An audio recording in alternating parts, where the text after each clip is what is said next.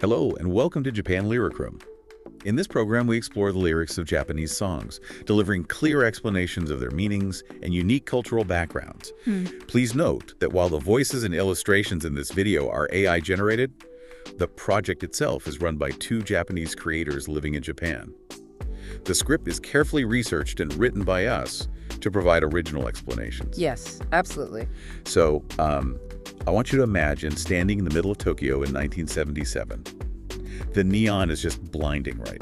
The post-war economic miracle is roaring, and everywhere you look, there's this shimmering promise that you have finally made it to the center of the world. Right, it's the peak of that urban dream. Exactly. So why, amidst millions of people, do you feel so completely and utterly alone? Well, that tension, that friction between extreme physical density and emotional isolation is, it's one of the most enduring paradoxes of modern life. Yeah. And honestly, few pieces of art capture that feeling quite as perfectly as the music we are exploring today. I'm so excited for this one. We are looking at the song Tokai, which translates to city, written and performed by Taeko Onuki. A legendary track. It really is. It was originally released on her 1977 album Sun Shower.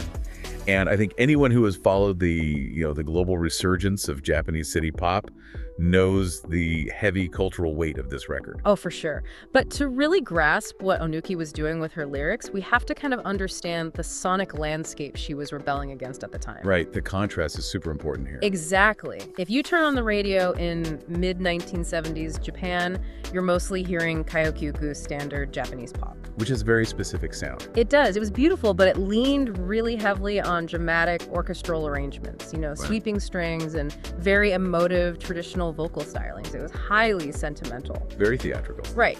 But then Tokai arrives, and it sounds entirely different. The arrangement was handled by Ryuichi Sakamoto well before his world-conquering film scores. Oh, wow. Yeah. And he basically stripped away all that traditional melodrama. He brought in this highly sophisticated jazz and soul-influenced approach, right? How exactly did that change the feel of the track? Well, Sakamoto introduced these syncopated Western-style bass lines and really crisp, intricate percussion. Instead of this overwhelming orchestra pushing your emotions around, the arrangement is breezy, it's cool, it's almost detached. And the musicians he assembled to execute this were just unparalleled. Oh, the lineup is staggering. I mean, you have Harumi Hosono providing this incredibly tight, funky bass line. Right. And Chris Parker on drums, driving this relentless but really subtle groove. Yeah, and then you add Tatsuro Yamashita on backing vocals, whose own music practically defines the modern city pop revival. Right, the guy behind Sparkle and Ride on Time. Yep. Plus Kenji Omura on guitar, Nobu Saito on percussion, and Yasuaki Shimizu on sax. It's an all-star cast, and they created a sound that was technically brilliant, but possessed a very modern, urban sensibility.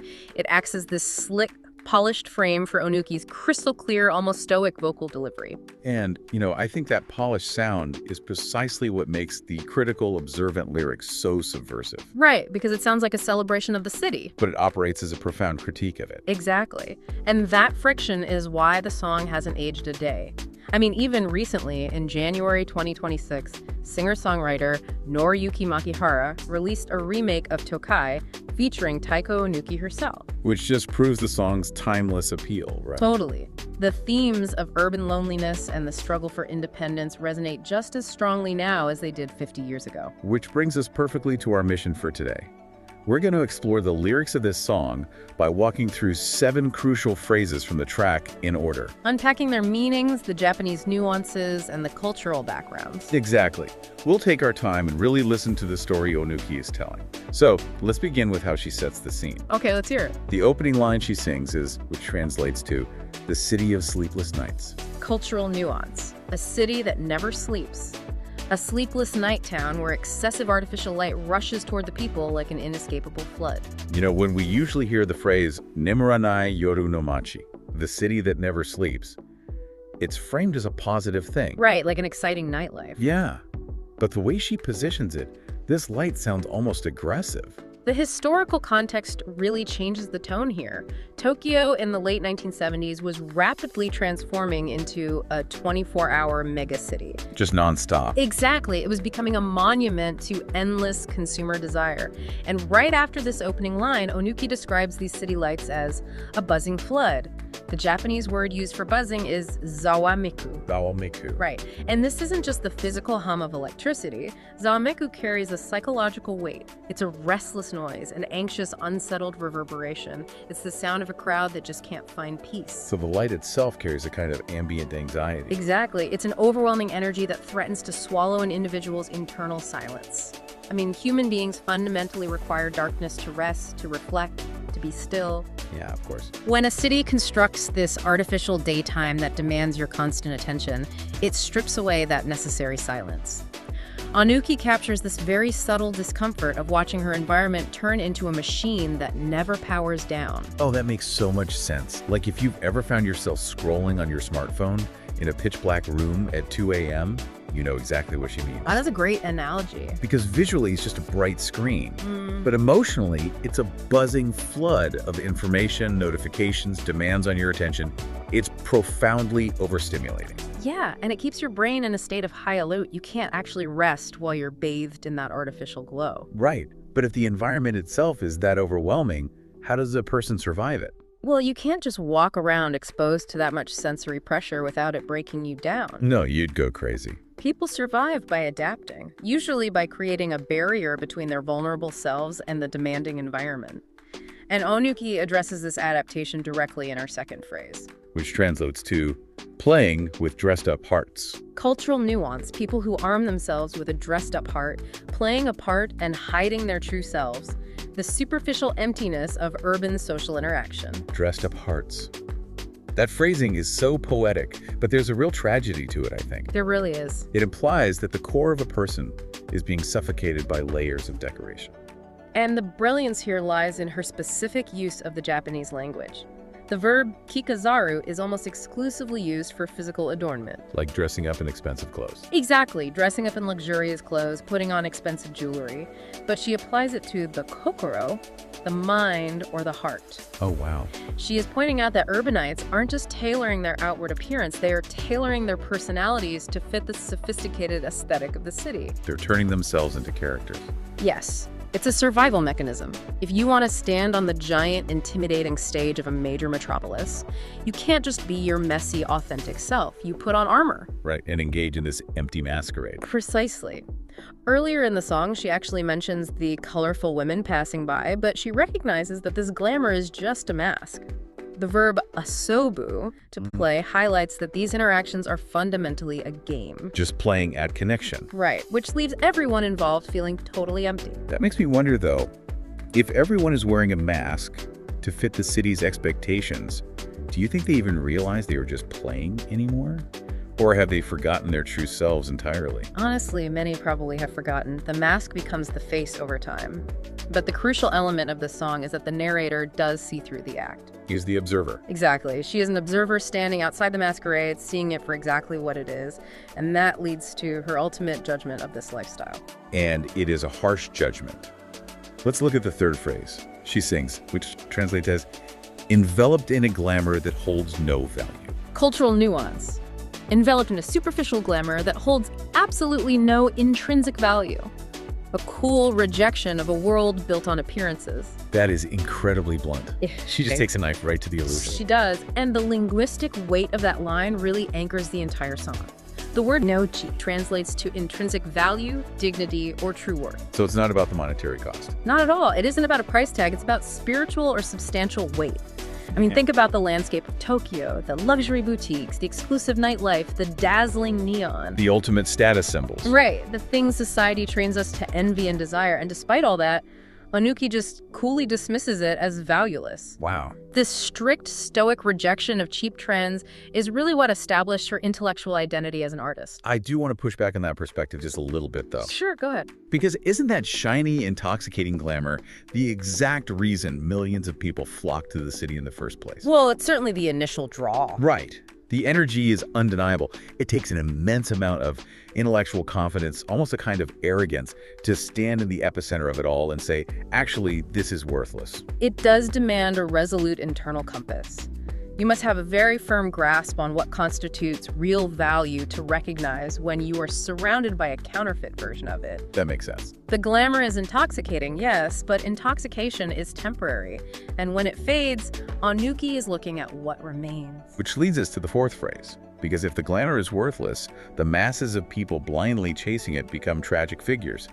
This leads to one of city pop's most famous metaphors. Yes, let's hear it. She describes the crowds by singing, translating to, continuing to multiply like bubbles. Cultural nuance. People overflowing in the city like bubbles that burst and vanish, anonymous, ephemeral existences without names or substance. To look at a massive, thriving human population and compare them to bubbles, it's so delicate, but so deeply sad.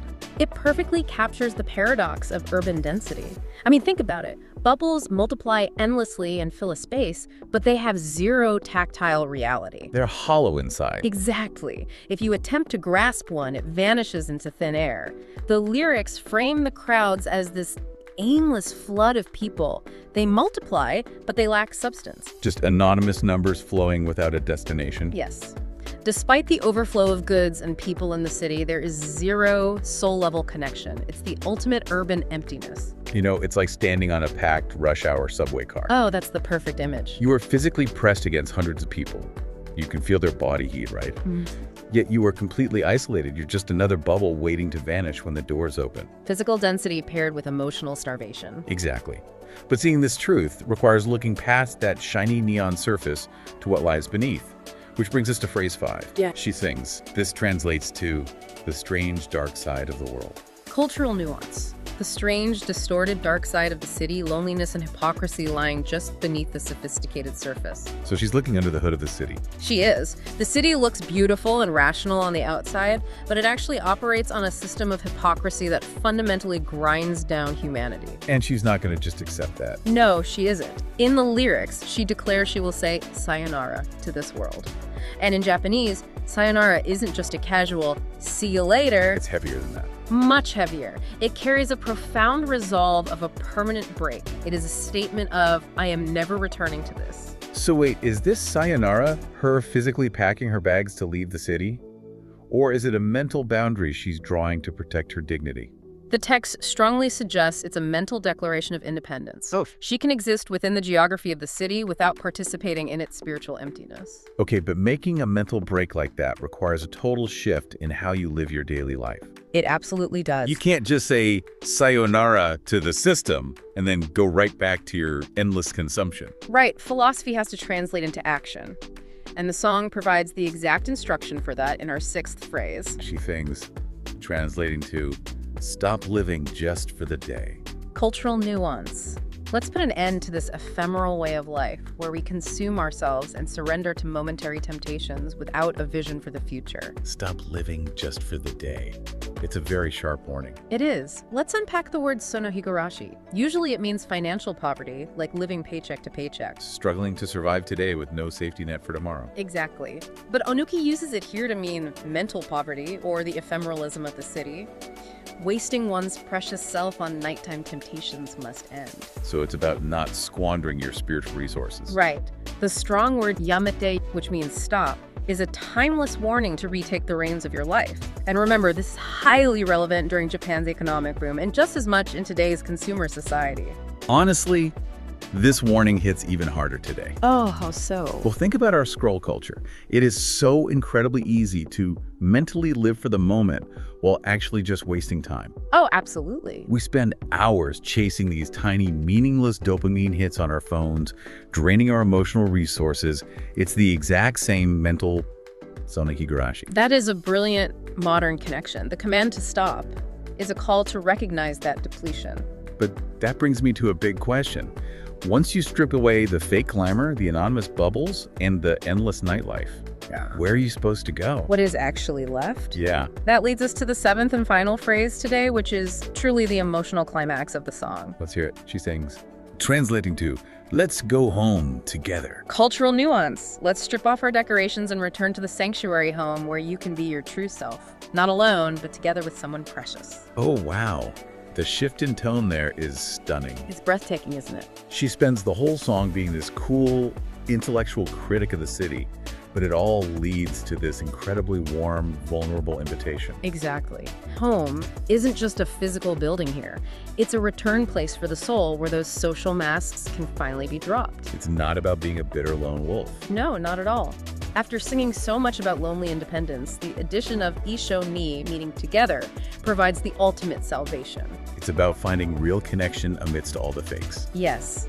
That warmth is exactly what makes this track a god-tier song. It's a warmth earned through rigorous clarity. So when we pull all this together from 1977 to the 2026 Makihara remake, Onuki's Tokai is really teaching us to distinguish between vanity and true value. Perfectly said. With Sakamoto's sophisticated sounds backing her up, she pushes us to find our true place to return. It really leaves you with something to ponder. Because no matter how advanced technology gets, or how the eras change around us, the human heart doesn't crave a million buzzing neon lights. It really doesn't. It just craves a single, warm light in a home they can return to with someone else. Next time you're out in the city at night, ask yourself, are you feeling the neon, or are you protecting your own light? That's a beautiful thought to leave on. Thank you so much for listening. We feature various Japanese songs and provide detailed explanations on our website. Please check the link in the description to explore more. If you enjoyed this program, please subscribe to our channel and let us know your thoughts or song requests in the comments. See you next time. This was Japan Lyric Room.